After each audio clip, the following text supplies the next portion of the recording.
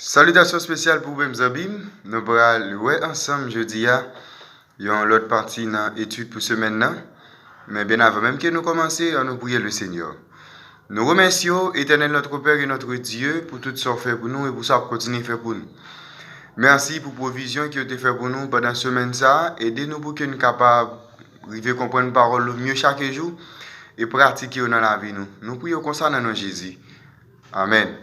Leçon maintenant, c'est leçon 12, un message qui mérite d'être partagé. C'est étude ça, pendant ce maintenant, nous avons fait ensemble. Verset pour nous caper dans la tête nous. Apocalypse chapitre 14, versets 6 et 7. Je vis un autre ange qui volait au milieu du ciel. Il avait une bonne nouvelle éternelle à annoncer aux habitants de la terre, à toute nation, tribu, langue et peuple. Il disait d'une voix forte, craignez Dieu et donnez-lui gloire. Car l'heure de son jugement est venue, et prosternez-vous devant celui qui a fait le ciel, la terre, la mer et les sources d'eau. C'est verset pour que nous soyons capables de tomber dans tête nous pour ce maintenant. Apocalypse chapitre 14, versets 6 et 7. Jeudi, qui c'est jeudi 17 septembre, nous allons ensemble partie leçon qui citerait l'appel final de Dieu. L'appel final de Dieu. Nous avons commencé le leçon jeudi avec trois textes. Premier, c'est Apocalypse chapitre 14, le verset 8. Et un autre ange, un second ange, est suivi en disant, elle est tombée Babylone la grande, qui a abreuvé toutes les nations du vin de la fureur de son impudicité. Deuxième texte, c'est Apocalypse chapitre 17, le verset 3 à 6. Et il me transporta en esprit dans un désert. Et je vis une femme assise sur une bête écarlate, pleine de noms de blasphème, et en 7 têtes et d'icônes. Cette femme était vêtue de pourpre et d'écarlate, et parée d'or, de pierres précieuses et de perles. Elle tenait dans sa main une coupe d'or, remplie d'abominations et des impuretés de sa prostitution. Sur son fond était écrit un nom, un mystère, Babylone la grande, la mère des impudiques et des abominations de la terre. Et je vis cette femme ivre du sang des saints et du sang des témoins de Jésus. Et en la voyant, je fus saisi d'un grand étonnement. Dernier texte, c'est Apocalypse chapitre 18, le verset 1 à 4.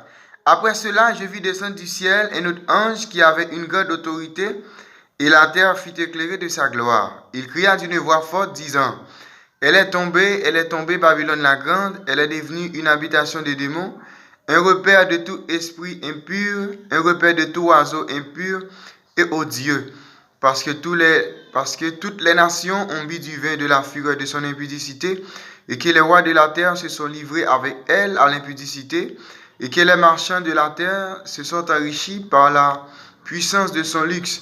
Et j'entendis du ciel une autre voix qui disait, sortez du milieu d'elle, mon peuple, afin que vous ne participiez point à ses péchés, et que vous n'ayez point de part à ses fléaux.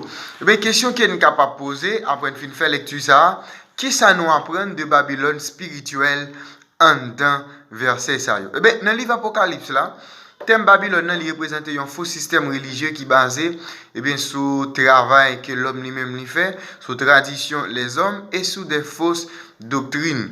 Système ça, il mettait en valeur les hommes, tandis que il rabaissait sacrifice et justice Jésus, et il rabaissait, vu que Jésus était venu sur terre, on vit qu'il sans péché, mais il exalté plutôt les hommes. Il placé autres maîtres religieux terrestres plus haut que ça, bon Dieu lui-même dit. Plus haut que autre bon Dieu, plus haut que l'autre bon Dieu. Babylone, c'était cœur de l'idolâtrie, des cultes du soleil, et puis de ça les faux enseignements concernant l'immortalité de l'âme. C'est un faux système religieux, qui, je ne dis là, qui pratiquait, un ensemble de choses, qui pas la volonté bon Dieu. Ils ont tiré un ensemble de choses qui sortent directement du monde païen et ils ont entré dans l'église, surtout dans ça que nous voulons adoration. Message que bon Dieu gagne pour faire ça, pour planète ça lui-même qui finit mourir, c'est un message qui est centré sur Jésus et sur justice Jésus. Et il fait écho dans le ciel là. Il y a un appel que bon Dieu fait pour dire Babylone tombe, c'est pour nous-mêmes nous sortir dans le mi-temps. Babylone, nous-mêmes qui fait partie de peuple bon Dieu. Eh bien, bon Dieu suscite l'église adventiste du 7e jour pour capable exalter le message Christ là dans toute plénitude. Exalter Jésus veut dire mettez Jésus bien haut, et bien dans tout ça lui-même lui enseigner. C'est-à-dire tout ça Jésus enseigne, mettez-le bien haut, mettez-le plus haut que toute bagaille. Eh bien, exalter Jésus, c'est proclamer Jésus en tant que le chemin, la vérité et la vie. C'est exposer les erreurs de Babylone par opposition aux vérités de Jésus. C'est-à-dire, n'a rabaissé Babylone, pendant ce temps, n'a élevé les enseignements de Jésus. Maintenant, nous allons retourner encore dans Apocalypse chapitre 14, mais fois ça, nous allons lire dans verset 7, et après ça, nous allons lire dans verset 9 à 11.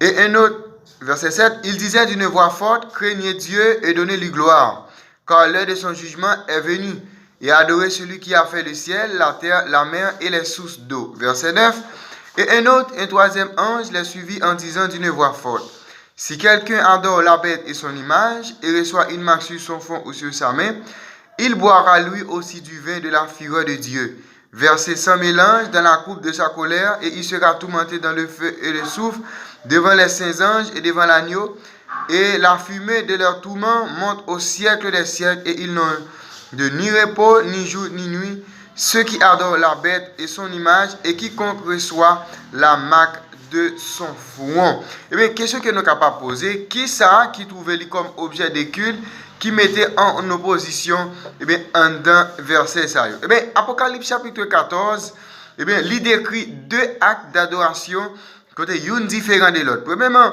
nous avons une adoration créateur là, et adoration de la bête. Depuis nous dit bête là, eh bien, c'est Satan, le diable. C'est un système, eh bien, humain, eh bien, un système, eh bien, qui ont pouvoir politique et religieux, mais qui est dirigé par des hommes, mais des hommes qui Satan lui-même lui a orienté. Eh bien, deux actes d'adoration, ça y est tourné de un jour d'adoration.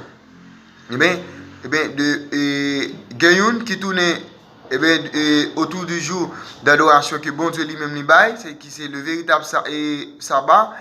Eh bien, l'autre tout, c'est un faux sabbat. Eh bien, que Satan utilise des humains pour capable bailler avec les hommes.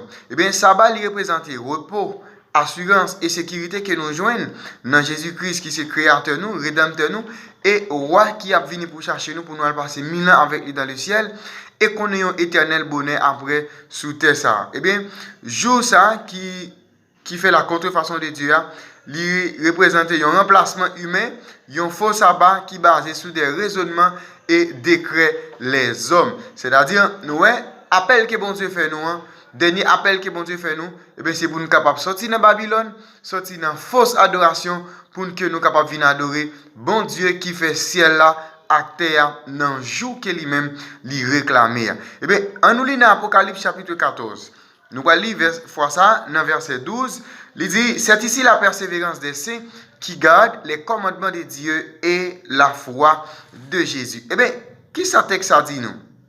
Notamment dans le contexte de ça qui était précédé, c'est-à-dire dans ça qui était avant, eh bien, il y a un message qui proclamait pour tout le monde capable de venir adorer bon Dieu. Et dans qui ça, la loi et la grâce, eh bien, ils ont révélé, tous les deux, ils ont révélé dans le texte ça.